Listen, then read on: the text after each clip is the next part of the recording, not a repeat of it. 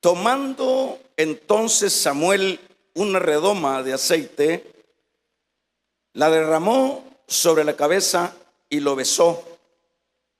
Y le dijo: ¿no te ha ungido Jehová por príncipe sobre su pueblo Israel?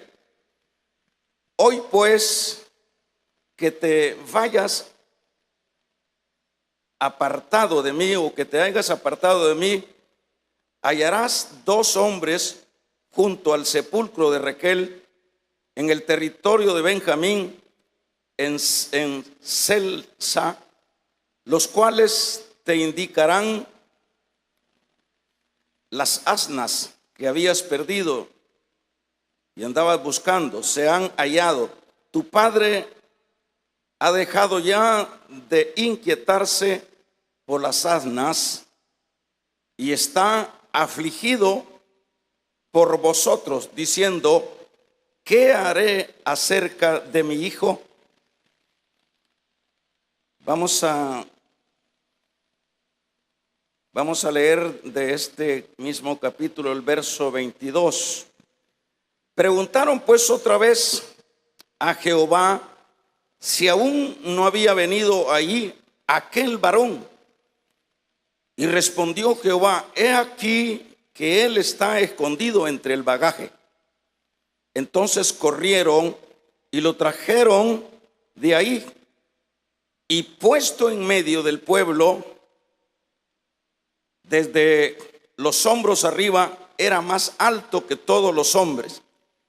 Y Samuel dijo a todo el pueblo: ¿habéis visto al que ha elegido Jehová? Que no hay semejante a él en todo el pueblo. Entonces el pueblo clamó con alegría, diciendo: viva el rey. Amén. Vamos a orar, hermanos. Cierre sus ojos y le pedimos a Dios que nos traiga el consejo esta noche. Amado Dios, esta noche estamos agradecidos porque tú nos has permitido la vida hasta este momento. Te damos gracias porque tú eres el dador de todo. De ti depende toda bendición. De ti depende la familia. De ti depende, Señor, la estabilidad emocional, espiritual, y de ti depende la salvación.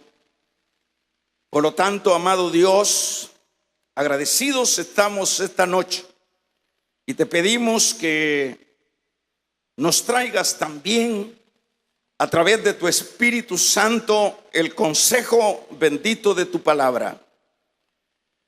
Háblanos, Señor, que estamos dispuestos a ser sensibles a tu palabra. Te pedimos que nos prepares nuestros corazones, tanto a mi persona que voy a exponer, Señor, lo que es esta enseñanza, y también a tu pueblo que van a ser los que van a escuchar también. Ayúdanos a ser hambriento de lo que es tu enseñanza. Gracias, Señor. Amén. Vamos a tomar nuestros lugares.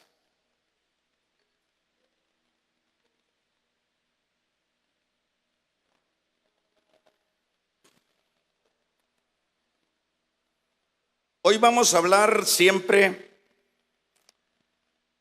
de lo que son los temas de familia que estamos llevando a cabo.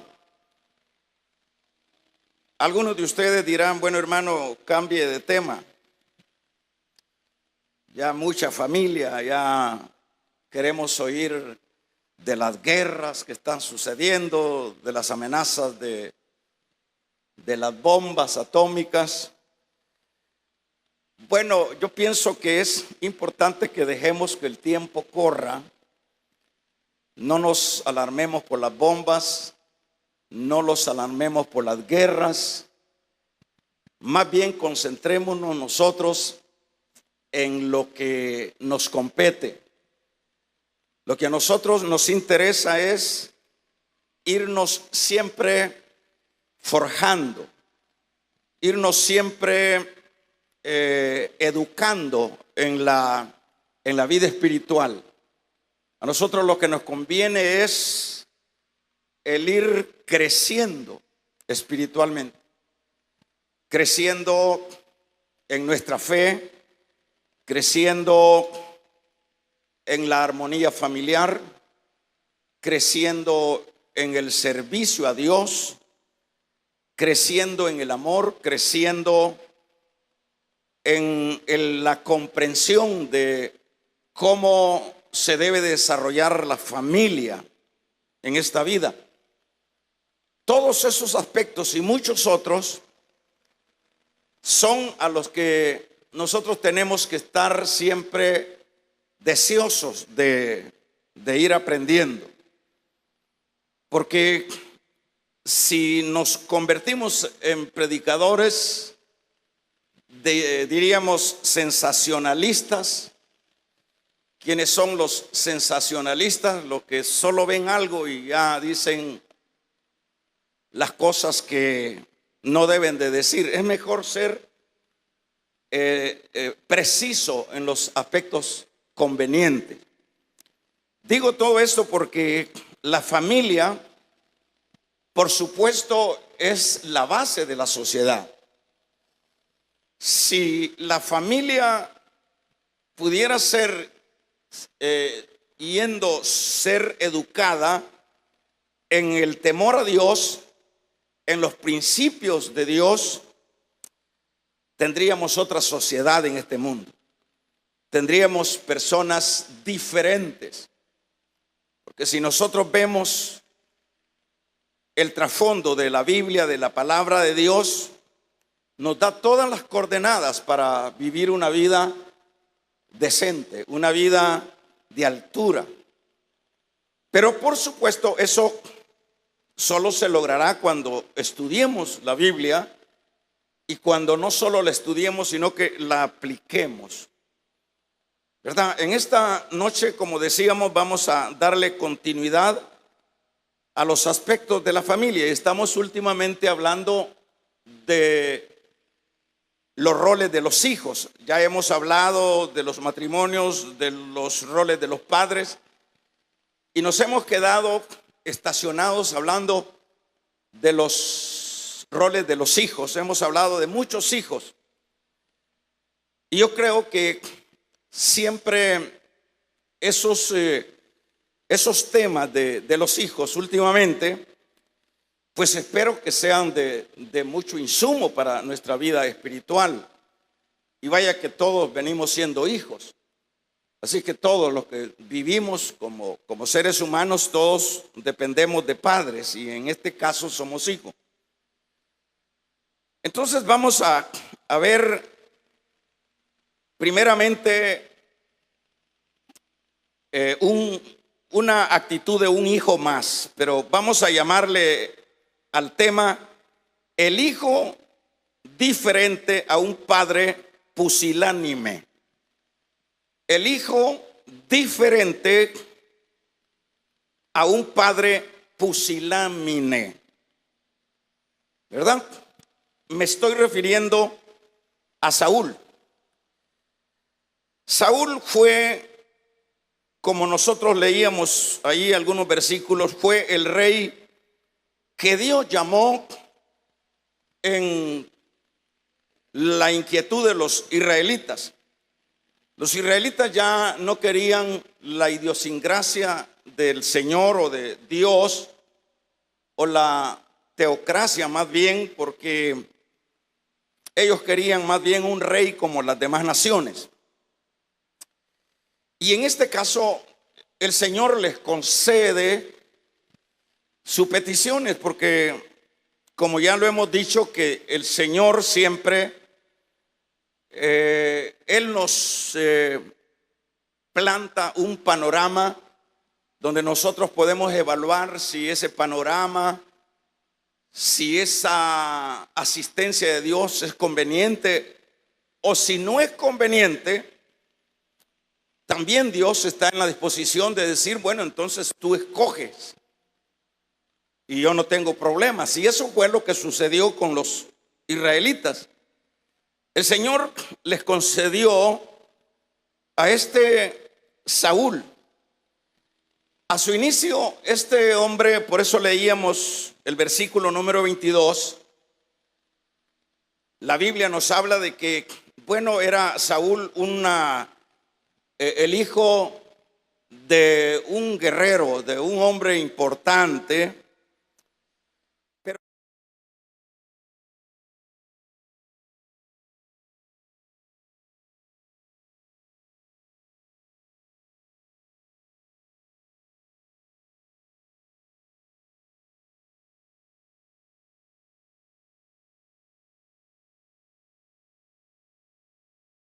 era muy apreciado lo que sería estos animales de carga y tenía ese problema el padre de Saúl. Y dentro de ese buscar de las arnas es donde también lo alcanzó el Señor. Se encontró, el Señor le dijo a Samuel que ese que andaba buscando las asnas era el que les iba a dar como rey a los israelitas. Conocemos la historia porque leemos pues y vemos ahí que llegó el momento cuando Samuel lo invita a una cena, a una comida, y ahí es donde leíamos en el capítulo 10, verso 1, donde Samuel lo unge como rey. Dice que agarró la redoma de aceite y se la echó. En este tiempo era una señal de que se le otorgaba a una persona. El ungirle con aceite era como la marca de un ungido. Por eso es que a estos reyes, en el particular de Saúl, se le llamaba el ungido de Jehová. Es decir, Dios lo había ungido como rey. Al principio, este hombre fue humilde. En el versículo número 22 al 23, no tenemos tiempo, vamos a avanzar. Del mismo capítulo número 10, leíamos que ya había sido ungido como rey, ya era el rey de Israel, pero que en este inicio Saúl lo podemos ver de diferente manera, de dos ángulos. En el primer caso lo pudiéramos ver como un hombre humilde. Y me quedaría con la idea de la humildad, el que empieza con humildad en los asuntos de Dios y que eso lo demuestra o lo expresa porque sabe que las cosas de Dios son serias, son de mucho rigor, son de mucho compromiso. Entonces Saúl, cuando leíamos ahí que ¿dónde está el rey para que le pongamos la corona, para que se presente, para que dé un discurso delante del pueblo? Entonces no lo hallaron. Saúl estaba entre el bagaje. Y eso nos da alguna idea de la humildad de Saúl. ¿Verdad? Que no entró con esa arrogancia. Y quedémonos con la humildad, porque pudiéramos hallar otro enfoque de esa actitud. Pero nos quedamos con la humildad. Dice que entonces consultaron a Dios y el Señor les dijo, allá está escondido en el bagaje. El bagaje, entiéndase, allá por los lugares donde almacenaban asuntos para las ovejas, algo así. Y ahí lo fueron a traer y lo presentaron ante Israel. Bueno, en este caso, como decíamos, empezó bien, pero con el tiempo, este monarca o este hombre ungido para gobernar Israel, este hombre fue cambiando con el tiempo. Y vamos a ver los cambios que ya él manifiesta cuando ya está en su desarrollo de su ejecución de gobierno.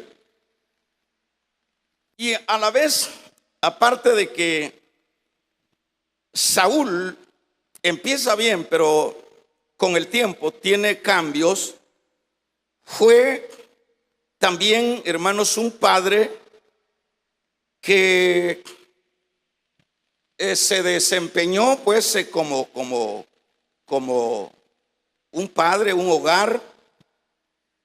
Y lo que vamos a ver a continuación es de qué manera es su comportamiento. Y luego de que veamos de qué manera fue su comportamiento, vamos a ver el comportamiento de su hijo Jonatán. En este caso, vamos a ver que en primer lugar, Saúl, hermanos, lo vemos nosotros un hombre que es totalmente alejado de lo que es la fe.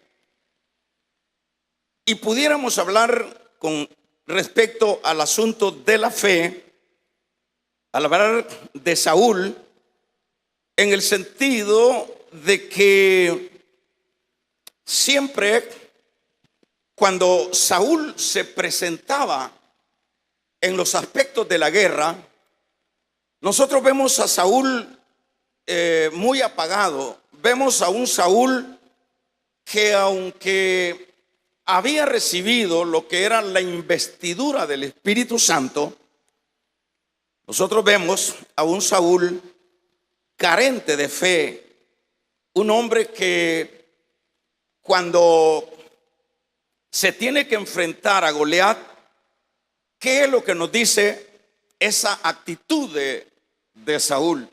Lo que nos dice la actitud de Saúl es que cuando sale Goliat y reta a alguno de los israelitas para que pelee con él, se asustó tanto Saúl que al ver a Goliat dice que todos se escondieron y se refugiaron porque tuvieron temor de Goliat. Y en eso no podemos ver otra cosa sino a un padre, porque es padre e hijo. Vamos a ver a un rey o a un padre que le falta la fe en ese Dios. Esto realmente es algo que no debía de darse, pues ya él, en primer lugar, ya sabía quién era Dios. La historia de Israel estaba muy marcada en el corazón de cada israelita. Ellos conocían el trasfondo, cuándo y dónde Dios los había librado de Egipto, las maravillas que Dios había hecho. Y todo eso debería de ser un insumo fuerte para que Saúl fuera un hombre de fe. Sin embargo, nosotros antes de ver fe, lo que vemos es un hombre miedoso, ¿verdad? Un hombre miedoso. También pudiéramos ver como las características de Saúl, un hombre necio. Porque dentro de su vida cotidiana y dentro del gobierno que él estaba llevando a cabo, siempre podíamos ver la necedad de Saúl. Era un hombre necio, pero también era un hombre envidioso. Por ejemplo, cuando vemos en el capítulo número 19, verso 1 del mismo libro de Samuel, que cuando David gana la guerra, vemos ahí que no le gustó a Saúl, sino que luego Saúl tiene celos, y no solo se queda con el celo, sino que este hombre busca la manera cómo poder deshacerse de David por envidia. Era un hombre orgulloso, era un hombre necio. era un hombre totalmente desobediente. Porque, por ejemplo, cuando en el capítulo número 13, verso 8 del mismo libro de Samuel, Samuel le había dicho que él debía de esperar antes de ir a la guerra 7 días para que luego que él llegara a hacer el sacrificio a Dios, él podía entonces desenvolverse en la guerra y le iba a ir bien.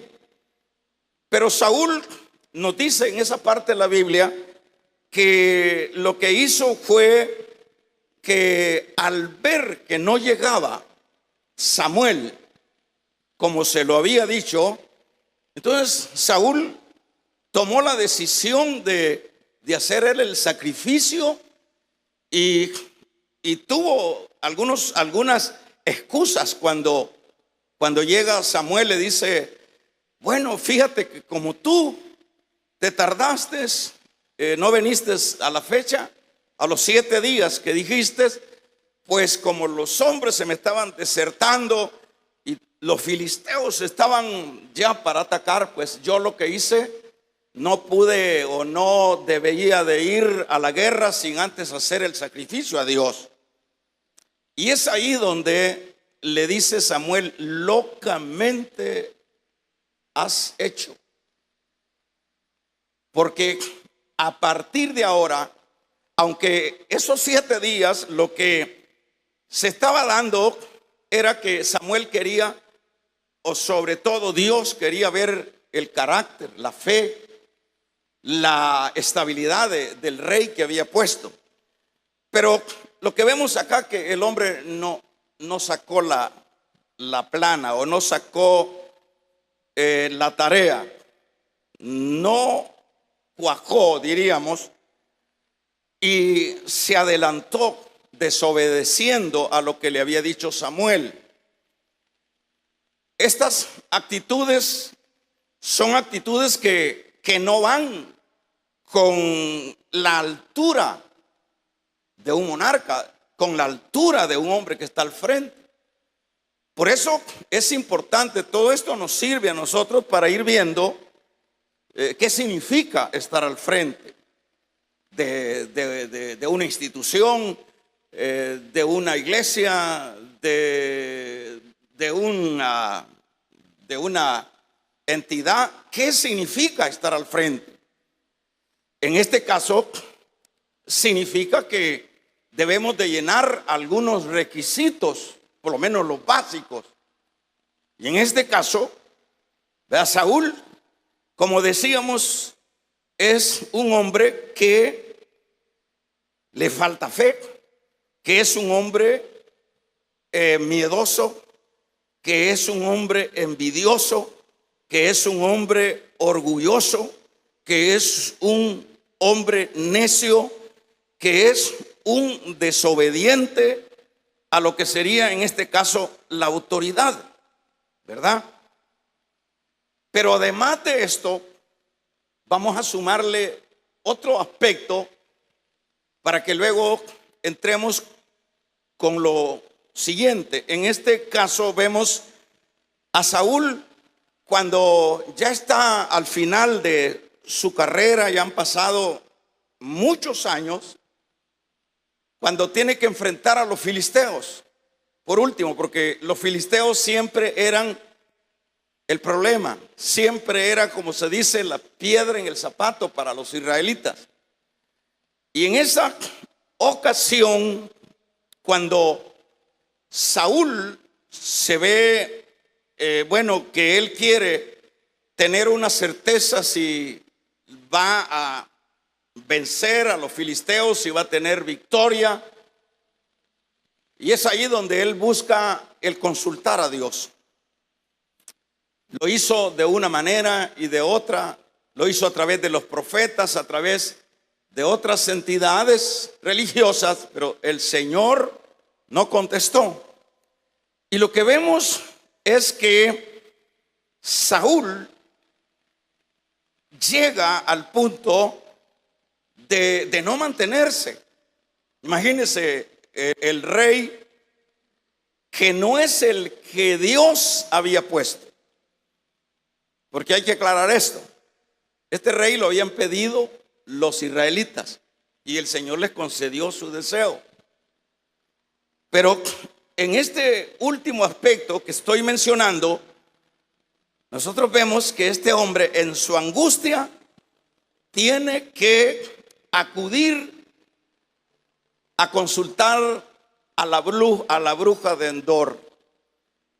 Esto nosotros lo podemos ver, hermanos, en el capítulo número 28, verso 3 del mismo libro de Samuel, donde él llega y hace todo lo que ya usted conoce. Bueno, en este caso, veamos que con estas actitudes de un rey o de un padre, se esperaría que Jonatán, que es el personaje acá, que es el sujeto, se esperaría que Jonatán, el hijo de Saúl, sería suficiente para que Jonatán llevara este mismo patrón de su padre. Sería suficiente porque siempre es bastante común para los hijos siempre buscar excusas. Siempre nosotros escuchamos a muchos hijos, aún hijos ya viejos, ancianos. Vemos a ancianos diciendo: si mis padres hubieran hecho esto, si no, mi padre me hubieran hecho.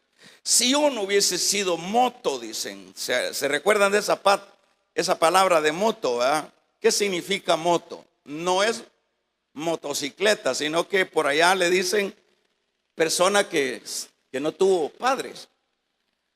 Si yo hubiera tenido padres, si yo hubiera tenido quien me ayudara, yo fuera otro.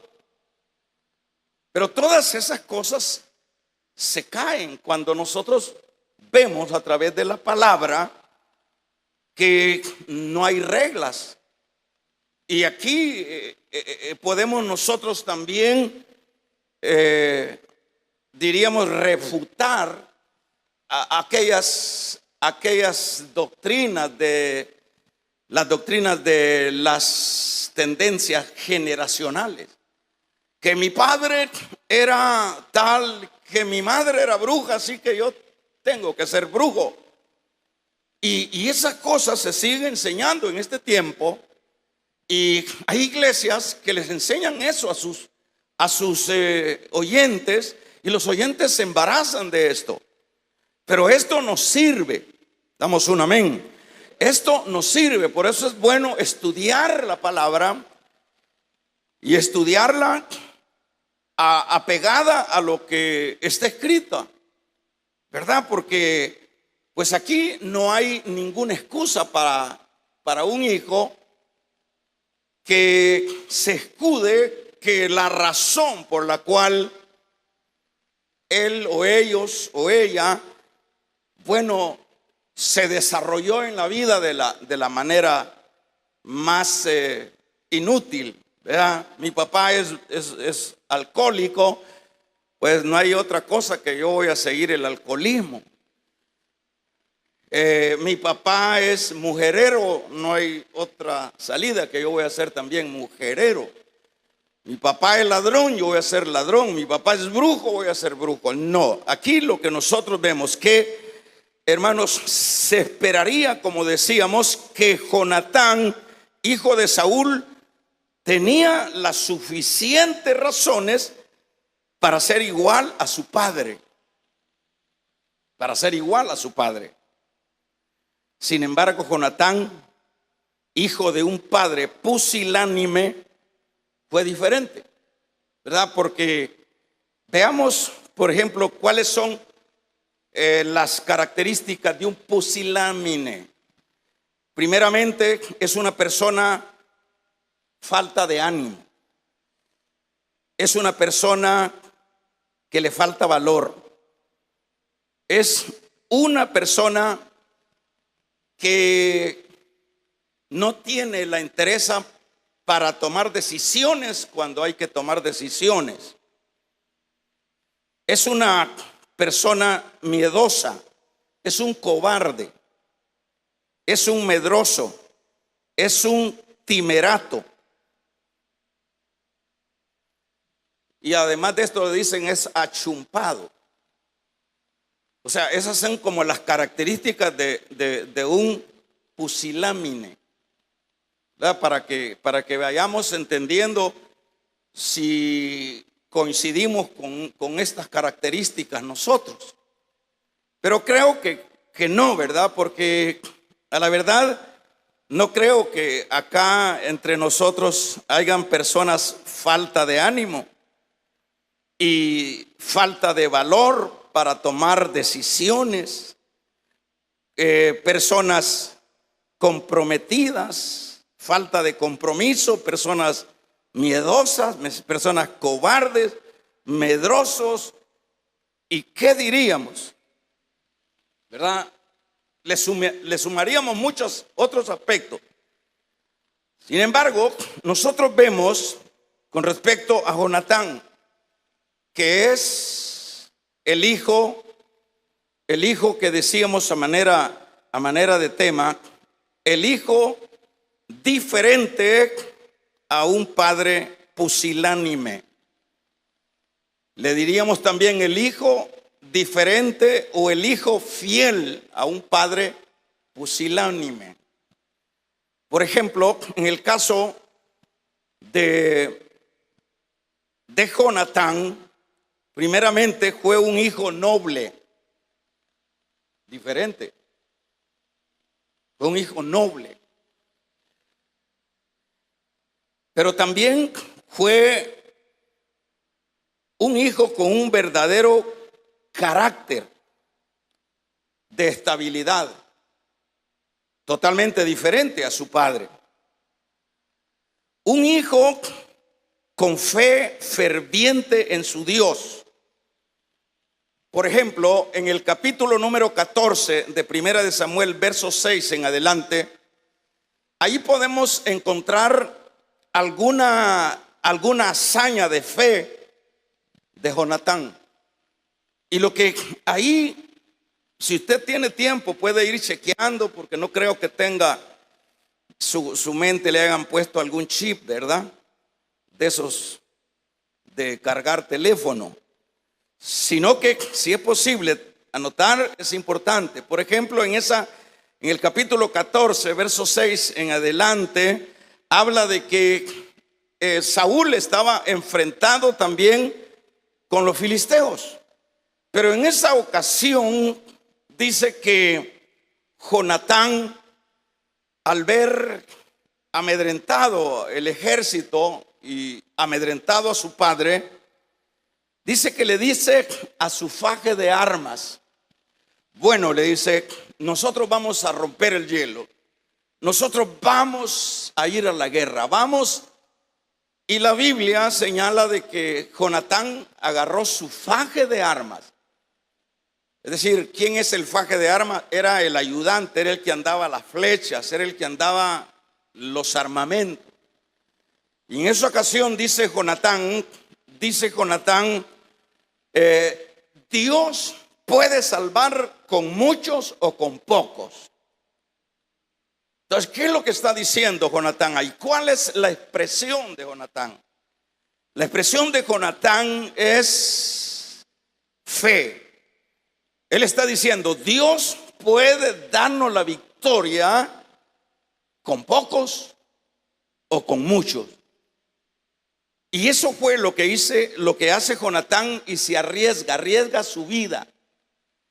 Arriesga su vida y por unos encantilados logra llegar, hermanos, a enfrentar a los primeros filisteos, y mató a 20 y pico de filisteos. Y dice que vino el temor de Dios sobre el campamento de los filisteos, y ahí es donde se ganó la guerra. Totalmente lejos de lo que era las características de su padre. Fue un gran guerrero, un hombre con una entereza de valentía importante, porque eso vemos en ese capítulo. Un flojo no lo hace. Uno que está pensando en que cómo va a ser, si va a dejar a la mujer sola y va a dejar a los hijos solos. Uno que va a decir no, al fin, al cabo, aquí quien es el responsable es mi padre. Pero es un hijo que saca la cara por su padre, ¿verdad? Y en ese sentido nosotros podemos ver a un hombre, a un hijo guerrero. También es un hijo sincero con su padre y los demás. Por ejemplo, ¿cómo puede reaccionar un hijo con las características de un padre pusilánime? ¿Cómo? Pero en el caso de Jonatán, es un hombre sincero, es un hombre que ahí está, es un hijo que ahí se mantiene. Pero como decíamos también con los demás, era un hombre que cuando le brinda la amistad a David, es un hombre sincero para con David. Es un hombre que le expresa la amistad a David, y no una amistad a medias, sino que dice que se impregnó de la actitud de David. Y otro aspecto importante es que no se dejó influenciar por el odio de su padre para con David. Porque ¿qué es lo que hacen los hijos que siguen los pasos de los padres? Los pasos malos. Sería bueno pues que el hijo, si el padre le sale algo regular, pues que agarre eso regular y lo aplique. Porque dentro de la vida, hermanos, dentro de la vida siempre vamos a tener que enfrentarnos en lo personal con la vida. Ha de haber algún momento colectivo donde como hijo, como familia podemos, pero por lo general siempre tenemos que enfrentar la vida en lo personal, ¿verdad? Siempre tenemos que enfrentar la vida en lo muy personal. Es decir, hay momentos que ya no está mami, hay momentos que ya no está papi, hay momentos que te quitaron el trabajo, hay un momento que quedaste en quiebra, ya no está aquella madre, aquel padre ya no está. Hay que enfrentar la vida en lo personal. Le vamos a regalar ofrenda de palma al Dios de la gloria. En este caso, entonces todo esto es importante, ¿verdad? Que podamos inspirarnos en los personajes que aparecen dentro de la palabra del Señor, porque para eso es, ¿verdad? Entonces acá vemos nosotros que tenía una compostura Jonatán, que, ¿verdad?, que no se dejó influenciar por el odio de su padre. ¿Por qué? Porque David, hermanos, Saúl, cuando vio que la gente decía, Saúl mató a 1000, pero David a sus 10,000. Y luego Saúl le puso atención a eso, entró en celo. Y qué bien que solo hubiese sido celo, sino que David o Saúl dijo en el capítulo 19, dice, vamos a deshacernos de David, hay que matar a David, hay que matar, y lo odiaba. Y usted sabe cómo Saúl buscó, se empeñó, imagínense. Y Jonatán viendo esto, Jonatán viendo que quien había sacado la cara por Israel no había sido su padre, había sido David. David había sido el que aquel joven sin experiencia militar, que cuando llegó a dejarle los quesos a sus hermanos, unos hermanos que eran soldados y eran envidiosos también y no querían a David, y le dijeron: ¿qué andas haciendo? Anda a buscar pastorear las ovejas, vos para eso estás bueno. Pero él se hizo a un lado, en el caso de David, y usted conoce la historia, y fue él, ¿verdad? Quien, usted se recuerda que dijo Saúl, hijo, él preguntó: ¿qué es lo que dan? ¿Qué es la recompensa que dan si matan a ese Goliat? Dice el rey que le da a Mical, le da a la hija. Yo me quedo con esa tipota, dijo, ¿verdad? Yo me quedo. Y sin experiencia de guerra, pero David tenía, hermanos, la fe en el Señor. David sabía quién era su Señor. Le había dado la victoria con el oso, le había dado la victoria con el león, y ahora dijo: me la dará con este incircunciso filisteo. Vamos a regalarle ofrenda de palmas al Dios de la gloria. Me lo dará.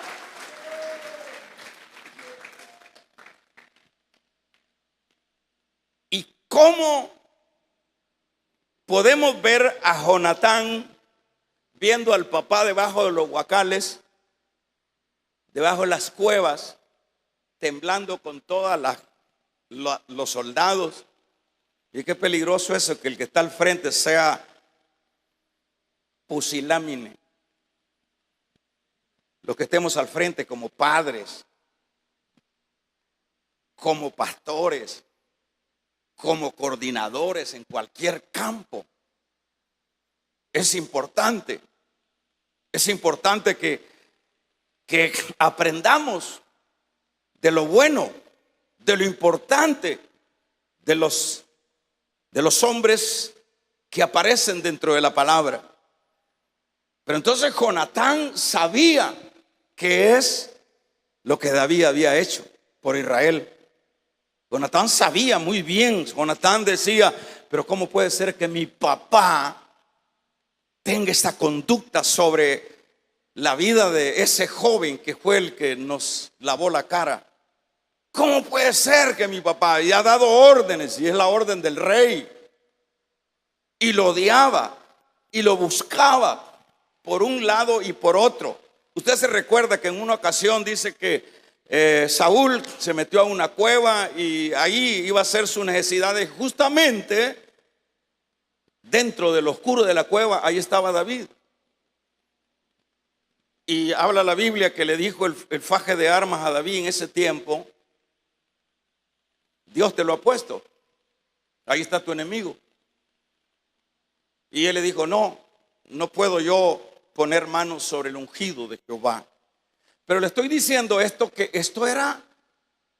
estos correos, estas actitudes del padre le llegaban a Jonatán. Y Jonatán decía: pero ¿cómo puede ser que mi amigo, porque le ofreció amistad sincera a David, Jonatán, y decía: ¿cómo puede ser que mi padre a mi amigo lo quiera matar, y que mi amigo David no ha querido matarlo aun cuando lo ha tenido a su alcance? ¿Cómo puede ser?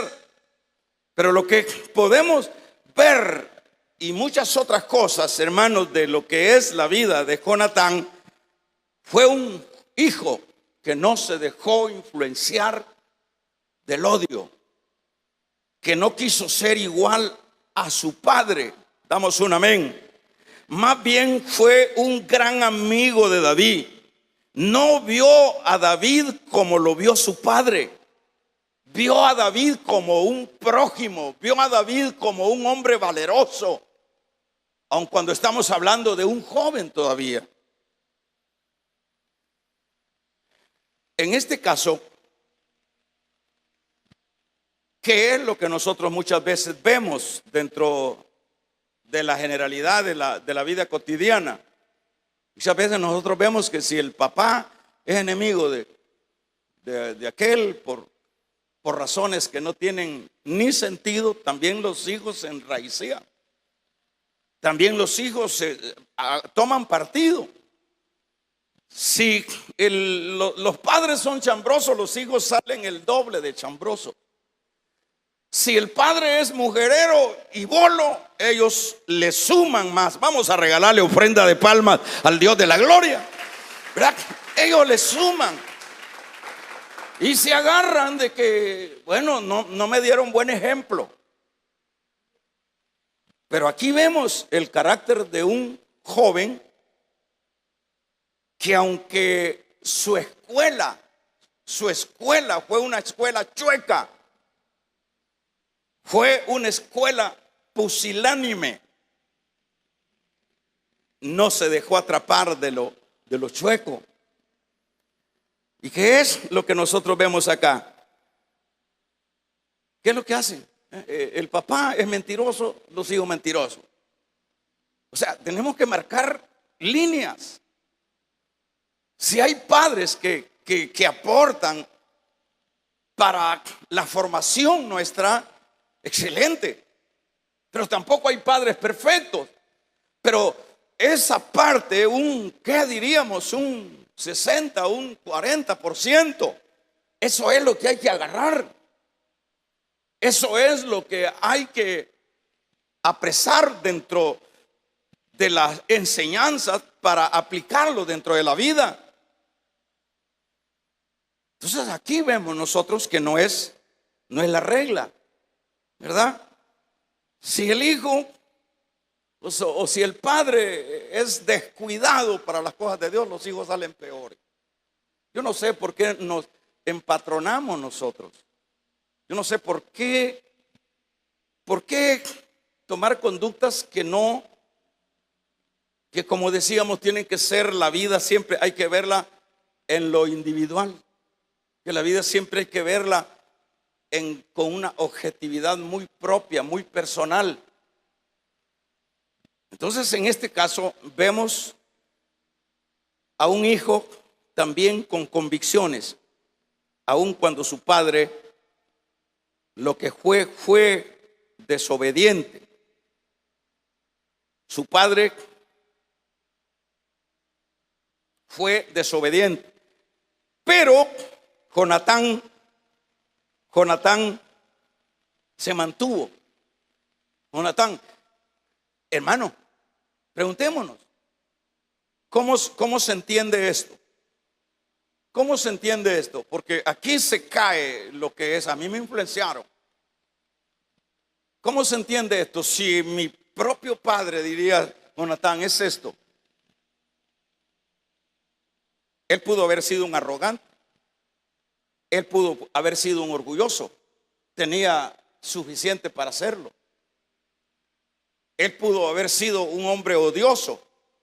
Tenía la escuela para hacerlo. Pero no quiso hacerlo. Mi pregunta es, ¿cómo se logra esto? Mi gran pregunta es, ¿cómo podemos entender esto? ¿Será que tenía otra escuela, Jonatán, aparte de la escuela de su padre? Pero además, hermanos, Jonatán, con todo lo pusilánime de su padre, en el capítulo 31 de Primera de Samuel, dice que Jonatán murió a la par de su padre. Eso es lo que dice la Biblia. Por eso también pudiéramos ponerle al tema, el hijo fiel a un padre pusilánime. Murió con su papá. Él pudo haber dejado a su papá. Él pudo haber dicho, mi papá no es el hombre que debo de obedecerle. Mi papá es el hombre que no me ha dado el ejemplo. Pero en la guerra él pudo haberse quedado, haber dicho, no, la guerra es tuya. Pero si usted lee ahí, dice que Jonatán no dejó a su papá. No lo dejó en todo su recorrido. ¿Cuánto tiempo estuvo Jonatán con Saúl. Bueno, dice la Biblia que 40 años reinó Saúl, y los otros años de Saúl, cuando nació Jonatán, una vida. Pero ahí estuvo con su padre, aún en un reino, con un gobernante raro, envidioso, pusilánime, un hombre que no tenía nada que aprendérsele. Ahí se mantuvo Jonatán. Ahí se mantuvo Jonatán. Y la Biblia dice, hermanos, que Dios honra a los que le honran. Cuando perdió el reino Saúl,